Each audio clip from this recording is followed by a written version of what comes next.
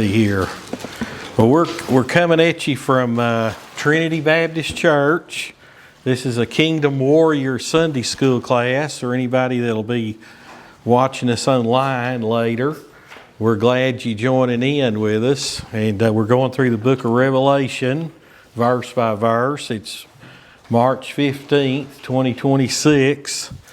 We're starting chapter 6 in the book of Revelation, verse 1.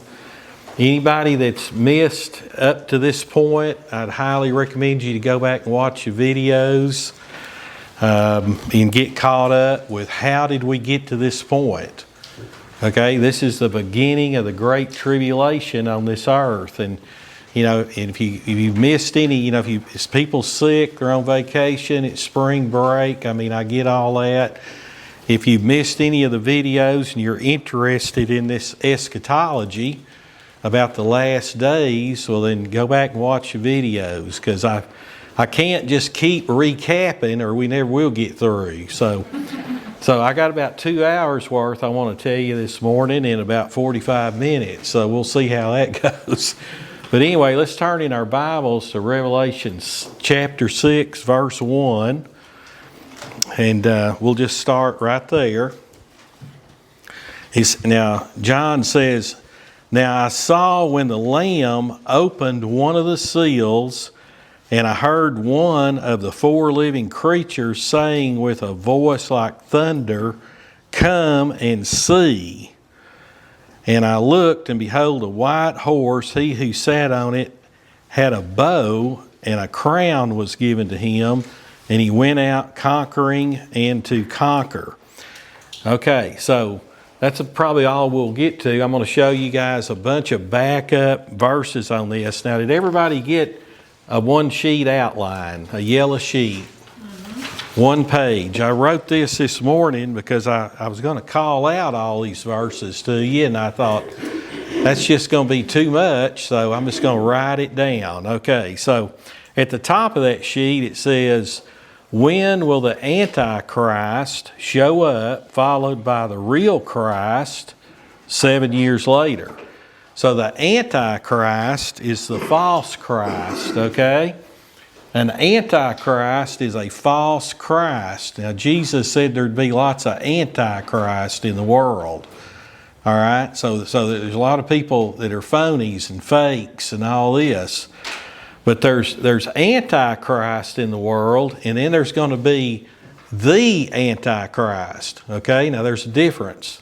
And I think the devil, Satan's always got the Antichrist in the wings. I think he's ready to go whenever Jesus opens that first seal. Okay, and that's what we're going to be talking about this morning in the book of Revelation. Now, just real quick, in chapter 5, you remember Jesus stood up amongst the throne and took the scroll out of the Father's hand. And it's sealed with 7 seals. Now, we're going to be talking about those 7 seals, all right? We got 7 seals, 7 trumpets, 7 bowl judgments, okay? And I told y'all before, the 7th seal judgment opens the 7 trumpet judgments. The 7th trumpet judgment opens the 7 bowl judgments. Okay? So they're all in this scroll that Jesus is about to open, or did open, in chapter 6, verse 1 and 2. Okay? So that is the start of the Great Tribulation. So we're going to be talking about these seals this morning. Now, this scroll is sealed 7 times, all right? And each one of those seals is a judgment on this earth, okay? All right, so like I said, if you missed anything, you want to get caught up, you're interested in this, most of y'all are, you wouldn't be in here this long, but go back and watch the videos to get caught up on that so that you know what's going on here.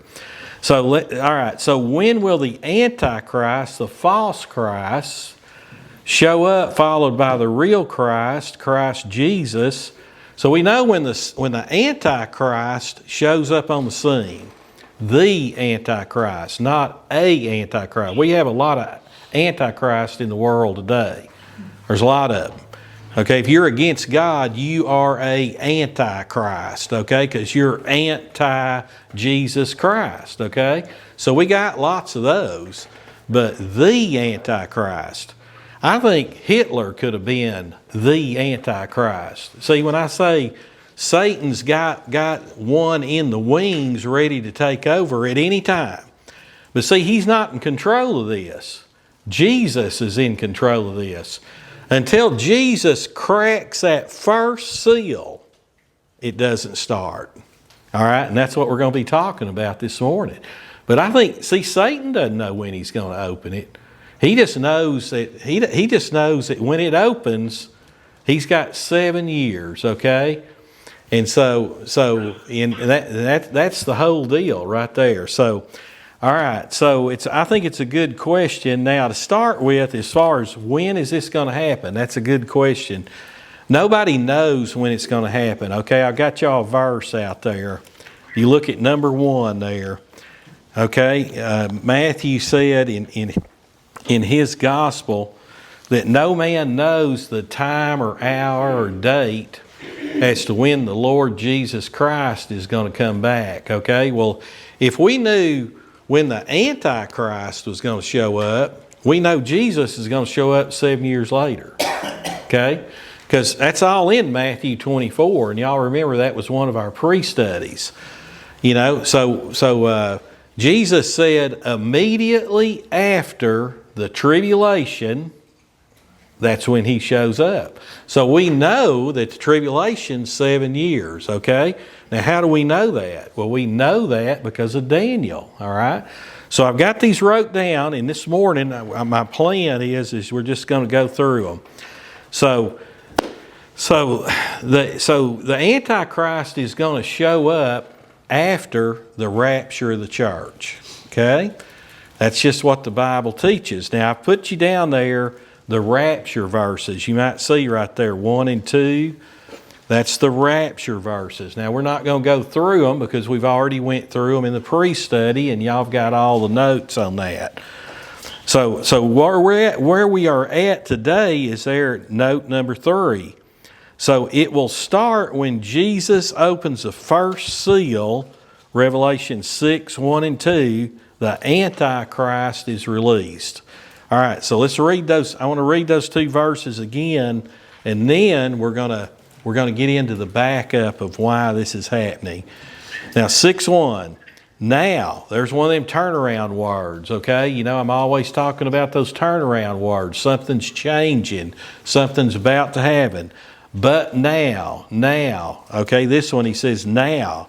Now I saw when the Lamb opened the one of the seals. See, Jesus is the only one between heaven and hell that's qualified or that can open this scroll, okay? So when the Lamb, they call him the Lamb of God in Revelation.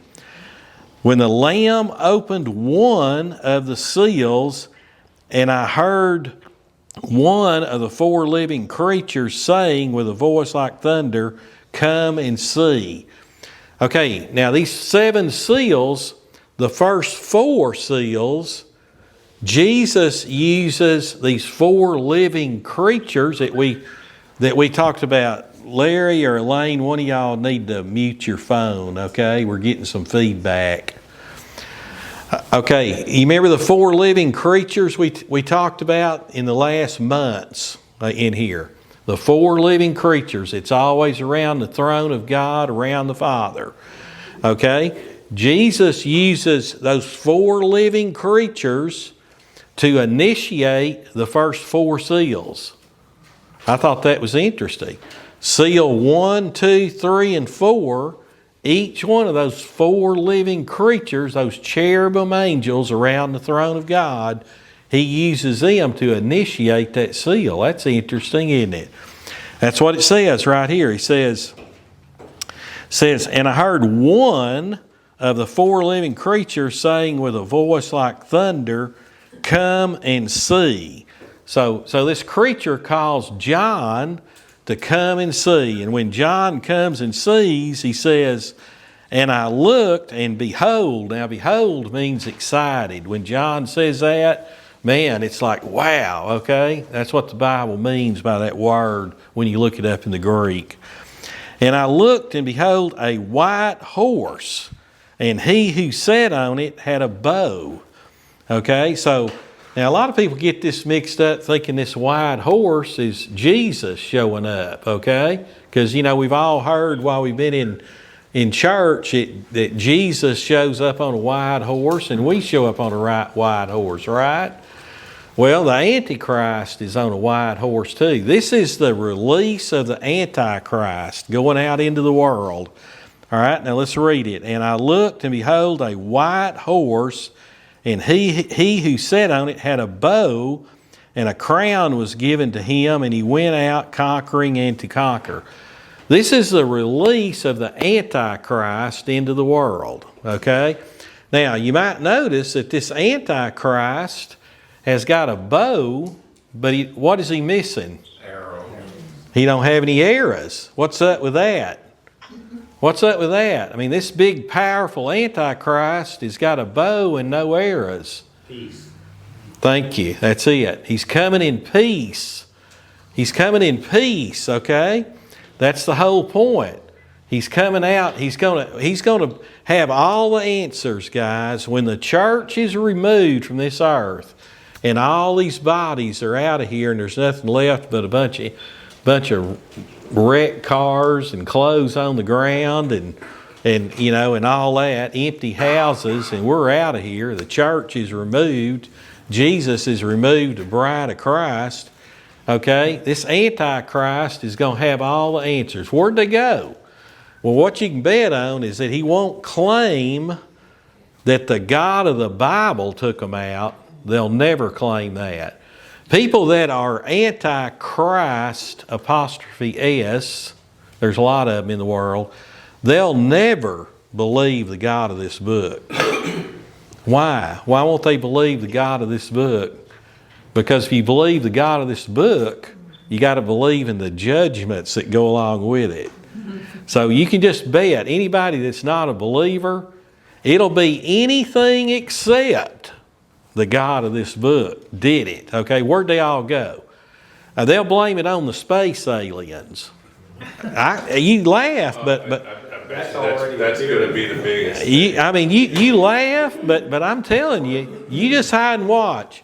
The space aliens took them all out. Okay, that's what happened. But hey, y'all be patient. Believe me. Okay, I got a handle on this. This guy is going to be the slickest, smoothest talker the world has ever seen. Okay, the Antichrist. Okay, and that's who we're talking about here.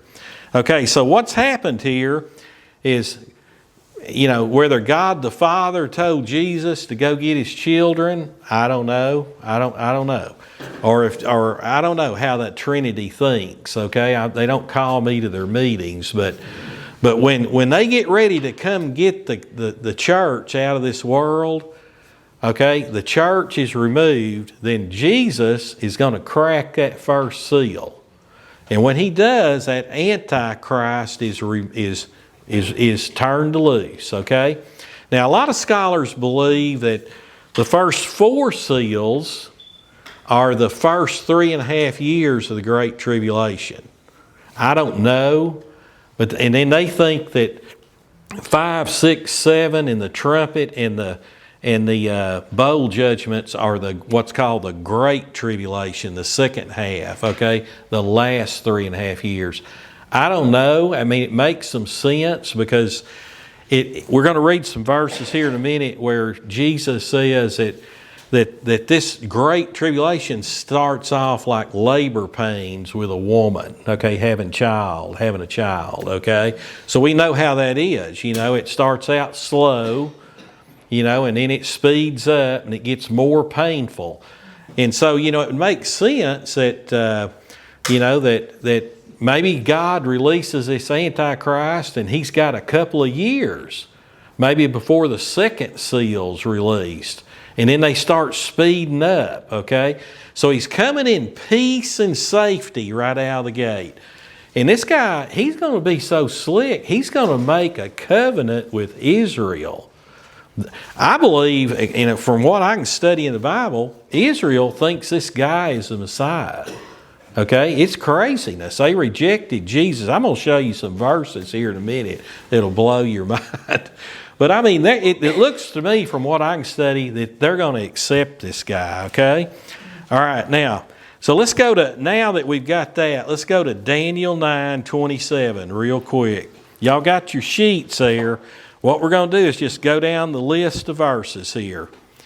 And I think I hope we're going to have time. It's 10:20. Oh yeah, we got time. We're going to make it. All right, so the first one will be Daniel 9:27.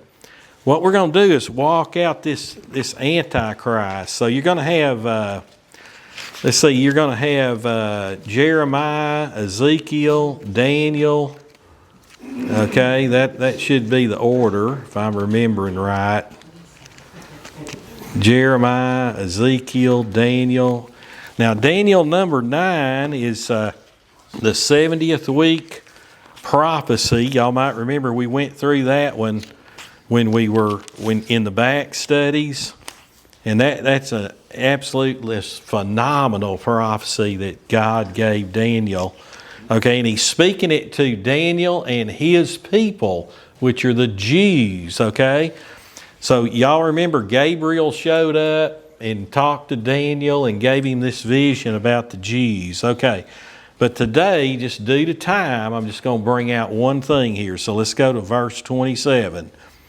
Okay, Daniel 9, verse 27, and it says, "Then he shall confirm a covenant with many for 1 week."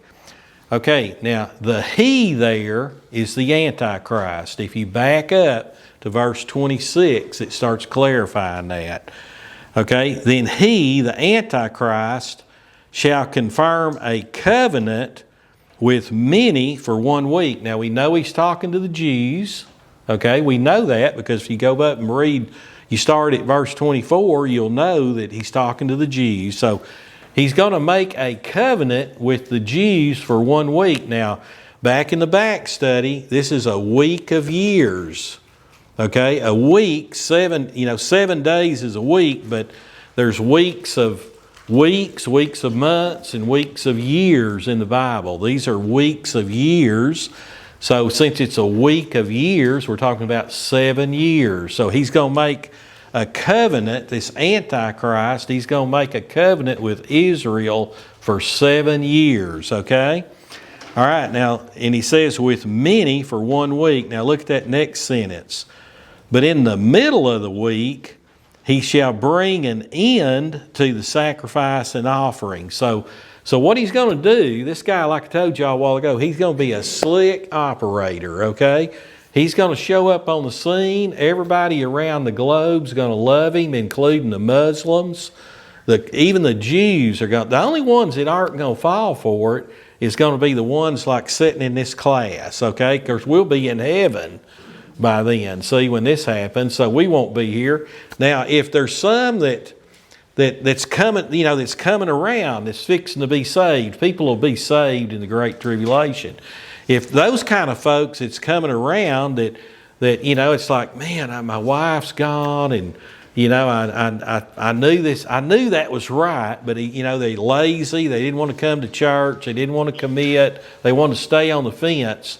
So those kind of folks, it's like, man, I knew my wife was right on that. I should have went to church and did the right thing. The ones that are close, they're going to realize they've made a mistake.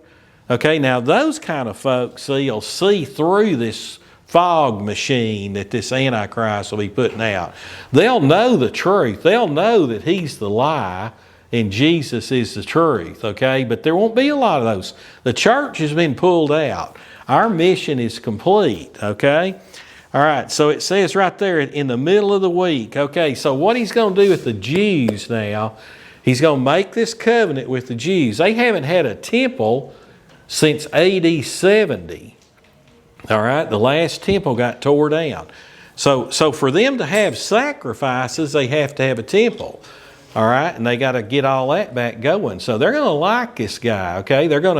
He's going to allow them to build the temple if it's not already built by then. It may be.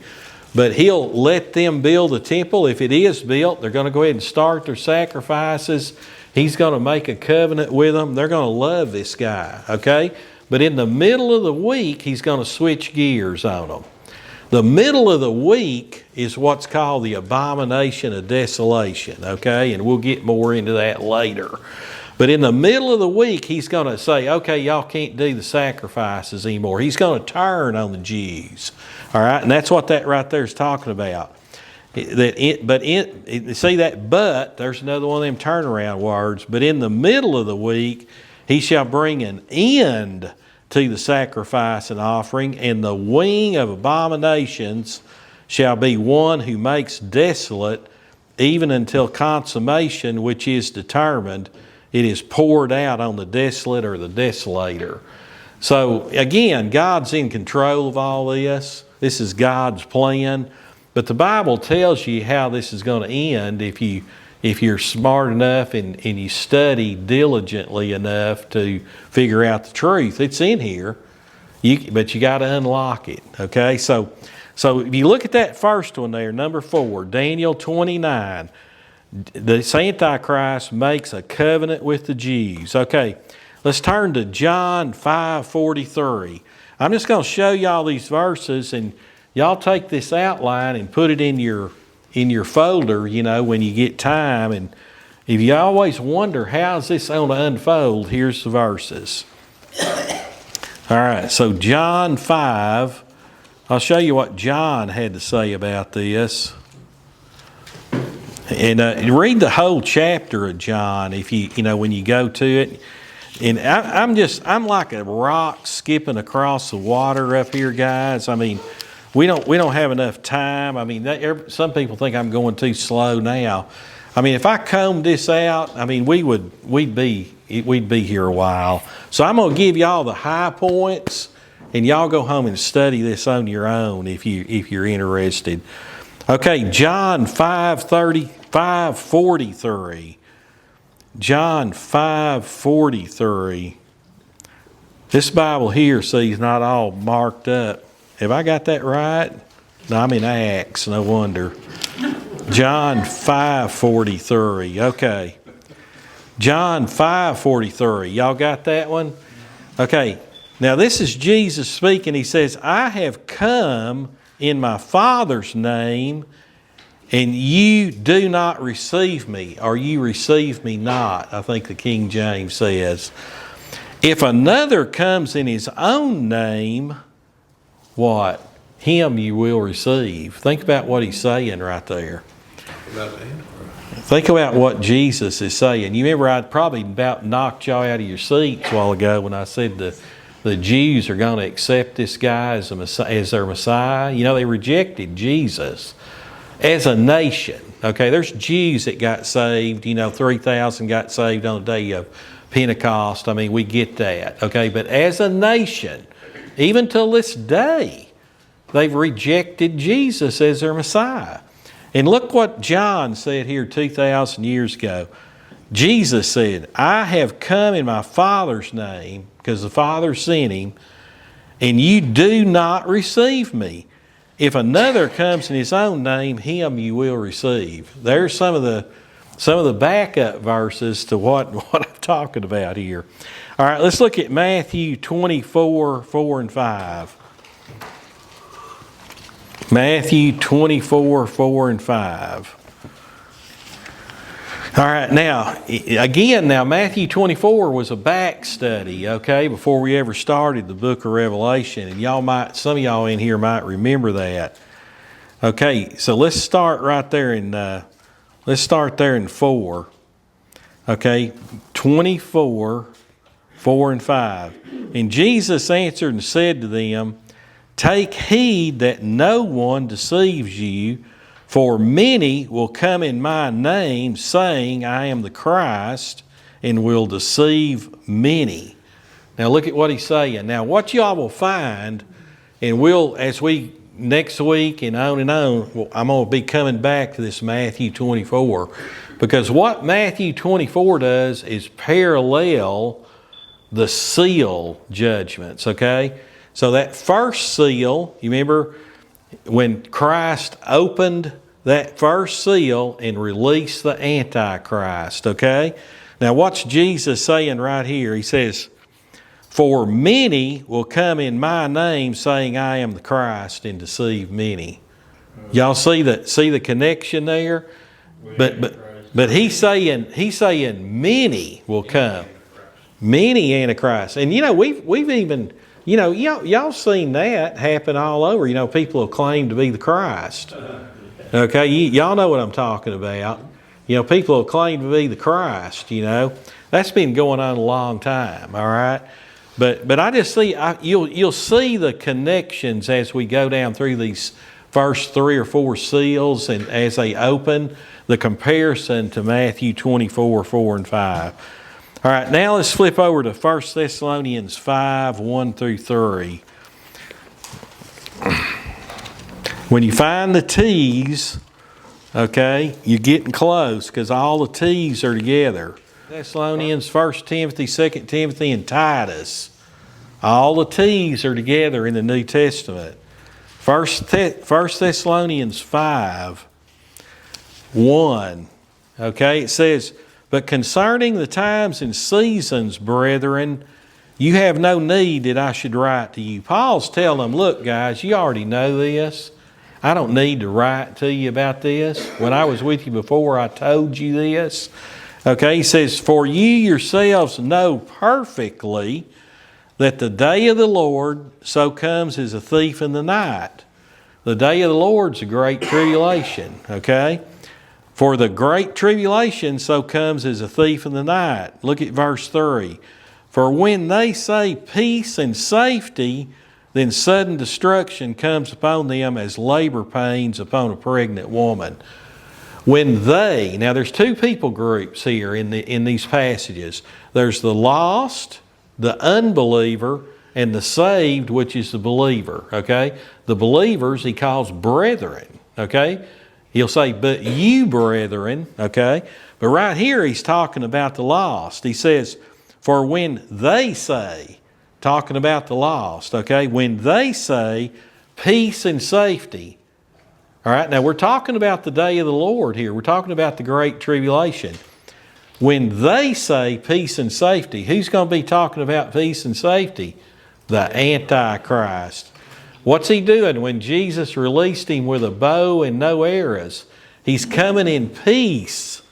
He's going to make a covenant with Israel for 7 years. Everybody around the globe is going to love this guy. I think the Muslims are going to love this guy because he is a Antichrist, the Antichrist, okay? And so you can see how this is going to work for them. For when they say peace and safety, see, the Antichrist is saying, look, I got this, guys. All right? Then it says, then sudden destruction comes upon them. Why? Because the seal 2, 3, 4, it just snowballs downhill, okay? That peace is false peace. He's going to claim peace, but it's false peace. It's temporary peace, okay? And so that's what Paul's talking about here. And look at verse 4. But you, there's that turnaround, but you, brethren, are not in darkness, so that day shall not overtake you as a thief. You are all sons of light and sons of the day, and we are not of the night or darkness. Therefore let us not sleep as others do, but let us watch and be sober. And he goes on, and I'm going to come back to this verse later in the seal judgments, okay? But what I wanted to show you there, he says in verse 3, for when they say peace and safety, false peace, unbelievers say peace and safety, it's false peace, okay? So they're going to get caught like a thief in the night because they're lost, okay? All right, that's just another verse, okay. Now let's go over to 2 Thessalonians 2, 3, and 4. We're doing pretty good on time. We got about 10 or 12 minutes. I think we can make it. 2 Thessalonians 2. 2 2 Thessalonians 2, all right, 3 and 4. All right. He says, let no one deceive you by any means. Who said that a while ago? Jesus said that, didn't he? In Matthew 24, Jesus said, let no one deceive you. Here Paul says it. Let no one deceive you by any means, for that day will not come unless the falling away comes first, and the man of sin is revealed, the son of perdition, who opposes and exalts himself above all that is called God or that is worshipped, so that he sits as God in the temple of God, showing himself that he is God with a big G. Y'all seeing that? What is Satan always wanted to do? He's always wanted to be God. He's always wanted to be like the Most High, the Bible says in Ezekiel, I think it's Isaiah 14 and Ezekiel 28 is where you can find that information. But he's always wanted to be like God. That's why God dethroned him. He was the highest angel around the throne of God for a long time until God found sin in him, iniquity in him, and kicked him out. Okay? And that's the way it's been all along. Okay? So that's what that's talking about there, 2 and 3. So see, Satan's objective is to be like God. Now, when he says he's going to set himself up as God in the temple, that, again, is the abomination of desolation. Okay? Spoken of by Daniel the prophet. And that, if y'all want to write that one down on your sheet, that's 24 verse 15. I'm not going to take you there this morning, but that's Jesus authenticates Daniel's prophecy that was wrote 550 years earlier. Jesus himself authenticated Daniel's prophecy in Matthew 24. Amazing. And so if y'all want to study that one, we're going to get into that abomination of desolation, but not today. All right, 1 John 2:18. Let's flip over there real quick. We're going to make it here. I'm just trying to show y'all the unveiling of this Antichrist. 1 John 2:18. 1 John 2:18. Okay, he says, little children. Who's the little children? That's us, isn't it? We're babes, aren't we? We're his kids, guys. We're his kids, all right? He loves his kids. All right, little kids. I got my little babies in here this morning. Well, I had one, and one of them left. All right. He says, all right, little children, it is the last hour, and as you have heard that the Antichrist is coming. Y'all see that? The Antichrist is coming. Even now, many antichrists have come, by which we know that it is the last hour. Okay, all this is building up to a head, basically. But what I wanted to show you there is that John, they're saying, as you have heard that the Antichrist, not many antichrists, okay? All right, so I think we've confirmed that the Antichrist is coming. When is the Antichrist going to come? He's going to come when Jesus opens that first seal. When Jesus cracks that first seal, it's game on, okay? You got to remember, God, Yahweh, and Jesus is in control of all this. All right, now why is this happening? The last one there, Romans 11, 25 and 26. Why is this happening? All right, let's flip over to Romans 11. Let's just see why. This book gives us the answers, guys, if we'll do our due diligence to dig it all out. You got to dig it out. It's like that million-piece jigsaw puzzle I've told y'all about. You got to put it together. If you put it together, it'll make sense. So why is all this going on? Okay? Well, read the whole chapter again. When you get home, read the whole chapter of 11. It's great. All right? But for today, we'll just read 25 and 26. Paul says, "For I do not desire, brethren," okay, so who's he talking to? Believers. "I do not desire, brethren, that you should be ignorant of this mystery." Ignorant in the New Testament, in the King James and New King James Bible, means unlearned or untaught. Doesn't mean retarded, okay? So don't misread what Brother Paul's saying here. Unlearned or untaught, that's what that word means. I do not desire, brethren, that you should be ignorant of this mystery. Okay, what's a mystery in the Bible? In the New Testament, what's a mystery? Y'all know that.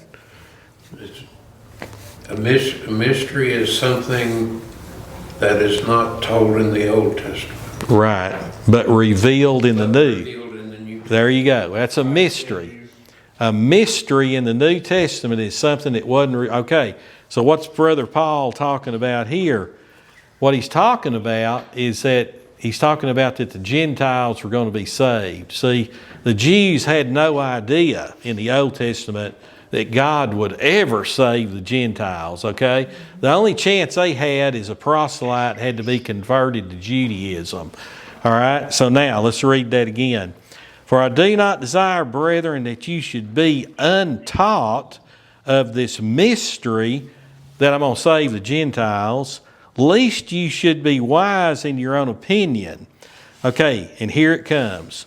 "That blindness in part has happened to Israel until the fullness of the Gentiles has come in." All right, now what he's talking about there, the fullness of the Gentiles, that he's going to save the Jews. All right, we know in the New Testament when the church was born, he went, that Peter went out. In Cornelius' house, I think, was the first Gentiles, if I remember right, that got saved in the New Testament. God was going to save the Gentiles, okay? But look at what he's saying here. He says that blindness in part has happened to Israel until the fullness of the Gentiles has come in. Blindness in part. Why is all this going on with Israel? Why did Israel reject their Messiah? Because God blinded their minds a little bit. A temporary hardening of their hearts. That's what Paul's saying. He temporarily hardened their hearts and they rejected the Messiah. He's saving the Gentiles. Okay, now when the fullness of the Gentiles comes in, that's the rapture of the church. The fullness of the Gentiles were removed. Okay, then he goes back to dealing with the Jews and Israel. All right, now read verse 26. And then all of Israel will be saved, as it is written. See what he's doing? So why is all this happening? Well, it's happening because it's God's plan. It's happening because it's God's plan. There's no surprises with Yahweh, okay? I've told y'all that in here over and over. All right, now that pretty well gets us through 2 verses, and it's 10:43. Okay, all right. All right, well, we'll just shut it down right there, and we'll pick it up next week. All right, y'all got any questions?